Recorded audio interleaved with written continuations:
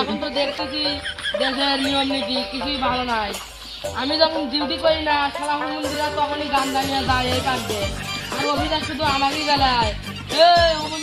তুই সাইকেলে টুকরা বাকরা বলে কি কি মাথায় হেলমেট কর, তুই কি দেশের প্রধানমন্ত্রী নাকি রে? আমি দেশের প্রধানমন্ত্রী। লাইসেন্স দেখা। লাইসেন্স লাগে না, আমার বসে আমার লাইসেন্স দেখা দেখি তোর বস কই, তোর বসের ডকুমেন্ট দেখা দেখি। পেছনে দেখ। এই তো আরো বেকার রে, এক জায়গায় তো আমি ভয় করি না রে। আমি বরবাদ করে দেবো। এই বাবরি আবার না কিছু বল। উস্তাদ এবার এই শাড়ি খালি বরবাদ করে দিতে আমার বস ভিলেন হয়ে গেছে। আমি তো ডায়লগ শোনার জন্য আমাকে সংসার পাঠিয়ে দিয়েছে। এই তোদের নামে 5,000 টাকা জরিমানা করেছে, তোরা গাড়ি থেকে নাম।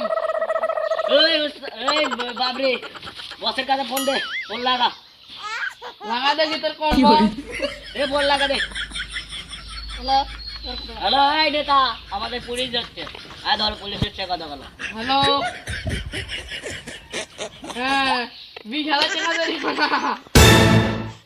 20,000। আচ্ছা তুমি যারা আবার কামাই করতে, তোর বসের কাছে যে ফোন দিলি তোর নেতার কাছে, তোর নেতা কি বললো?